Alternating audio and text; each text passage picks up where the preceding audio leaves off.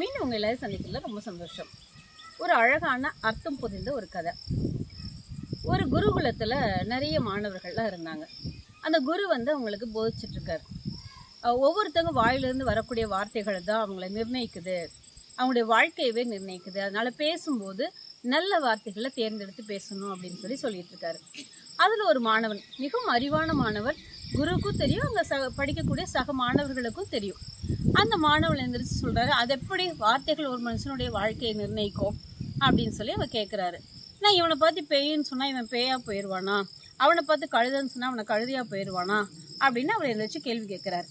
இந்த குரு அடுத்த நொடி ஒன்றும் யோசிக்காம, முட்டாளே கீழே உட்காரு அப்படின்னு சொல்லிடுறாரு. சொன்னோன்னே அந்த மாணவனுக்கு ரொம்ப கோபம்.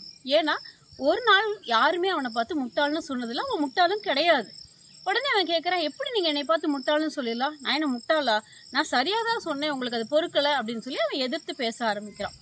அந்த குரு சிரிச்சிட்டே சொன்னார், நான் முட்டாள்னு சொன்னோன்னு நீ முட்டாளாயிர போறியா? இல்லை இல்லை, ஆனால் நான் சொன்ன வார்த்தை உன்னுடைய மனசை பாதிச்சது இல்லை, இதுதான் வாழ்க்கை. அப்போ நம்ம ஒருத்தவங்களை பார்த்து பேசக்கூடிய வார்த்தைகளை நிதானித்து நல்ல வார்த்தைகளாக பேசணும். நல்லவனை கூட வார்த்தைகள் பலவீனம் உள்ளவனா மாற்றிடும் அப்படின்னு சொன்னார். ஆமாங்க, நாமளும் இன்னைக்கு வீட்டில் நிறைய நேரம் நம்ம பிள்ளைகளை பார்த்து, நீ எங்கே உருப்பிட போகிற, நீ எங்கே முன்னேற போகிற, உன் வாழ்க்கையில் இப்படி ஆயிரும் அப்படி ஆயிரும் பேசுகிறோம் இல்லையா? நம்ம பிள்ளைங்க தானே, நாம் வளர்க்கக்கூடிய பிள்ளைகள் தானே, நாம் சொல்லி கொடுத்து தானே அவங்க வளர்கிறாங்க.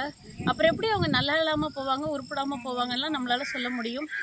நம்முடைய குழந்தைங்களை பார்த்து நல்ல வார்த்தைகளை நம்ம பேசலன்னு வேற யார் பேச போகிறா?